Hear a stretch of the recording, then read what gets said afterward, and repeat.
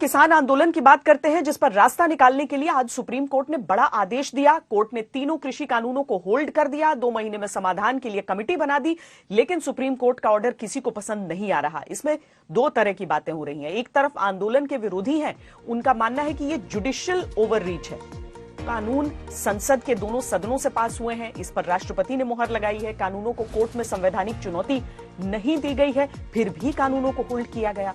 इससे खतरनाक परंपरा शुरू होगी। कानून सड़क से नहीं संसद से बनते हैं और संसद की सर्वोच्चता पर सवाल उठेंगे। दूसरी तरफ आंदोलन के समर्थक हैं जो कह रहे हैं कि कानून रोकने का फायदा नहीं है, कमेटी बनाने का भी फायदा नहीं है, क्योंकि कानून रोकने की नहीं वापस लेने की मांग है और यह कोर्ट का नहीं, यह सरकार और संसद का काम है। मध्यस्थता के लिए किसी कमेटी के पक्ष में आंदोलनकारी पहले से नहीं थे और यह सरकार का ही तरीका है कि आंदोलन बंद हो जाए।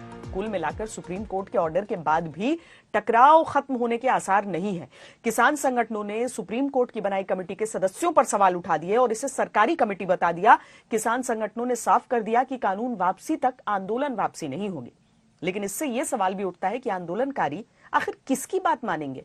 संसद से बने कानूनों को वो रिजेक्ट कर चुके हैं। सरकार बार बार भरोसा दे रही है, वो सरकार की बात नहीं मान रहे और नहीं अब सुप्रीम कोर्ट से समाधान की कोशिशों पर उन्हें भरोसा है।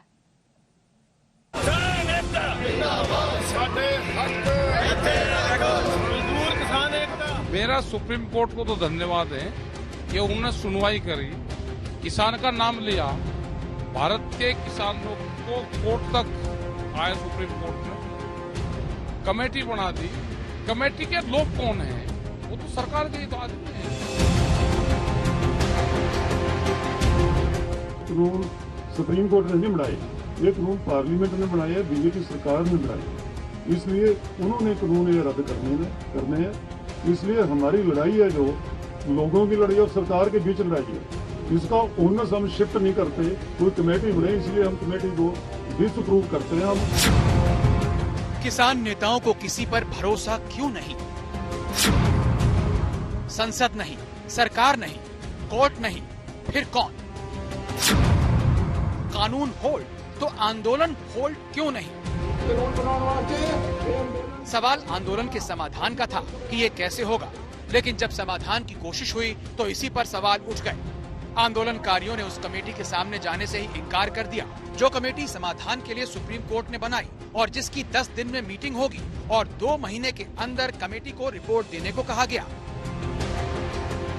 हम समझते हैं कि सरकार की ये शरारत है कि वो अपने ऊपर से ये प्रेशर कम करने के लिए सुप्रीम कोर्ट के जरिए ये कमेटी वगैरह ले आई, जिसका हमने कल ही विरोध कर दिया था कि हम ऐसी कमेटी के सामने पेश नहीं होंगे। हमारा आंदोलन एज इट इज सरकार के साथ चलता रहेगा। वो कमेटी भी जो बनी है, डायरेक्टली और इनडायरेक्टली किसी भी तरह हम उसको नहीं मानते, लेकिन वो सारे के सारे जो कमेटी के मेंबर्स हैं वो प्रो गवर्नमेंट है। सारे वो लोग हैं जो अब तक सरकार के कानूनों को सही ठहराते रहे हैं। वैसे भी हम असूली तौर पे क्लियर है कि ये कमेटियां ये सब कुछ इशू को ध्यान डाइवर्ट करने के लिए है, ताकि सरकार से प्रेशर कम हो जाए। यानी किसान संगठनों को किसी पर भरोसा नहीं है।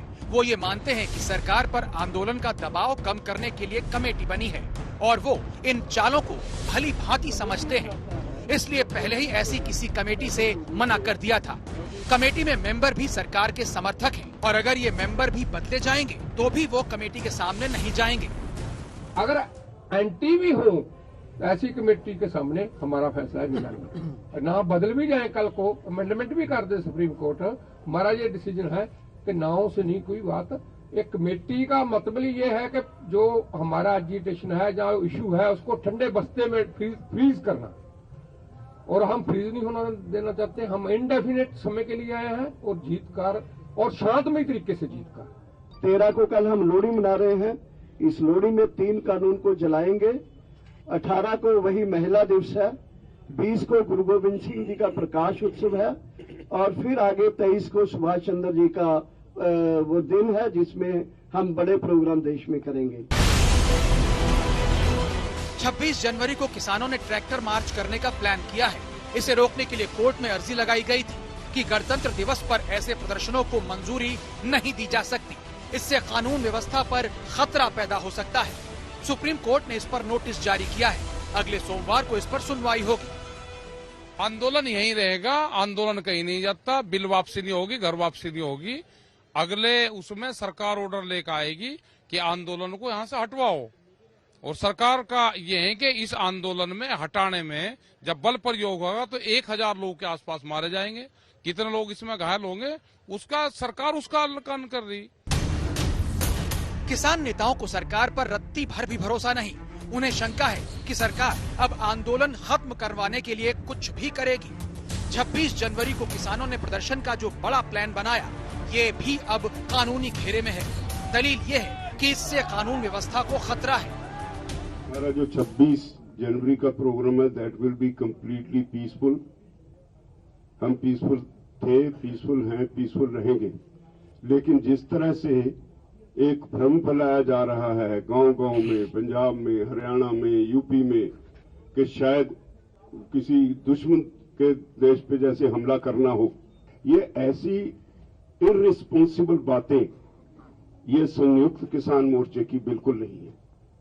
हम जो भी प्रोग्राम करेंगे टोटली पीसफुल होगा। हमारा कोई लाल किले पे जाने का प्रोग्राम नहीं है, हमारा कोई पार्लियामेंट पे कब्जा करने का प्रोग्राम नहीं है।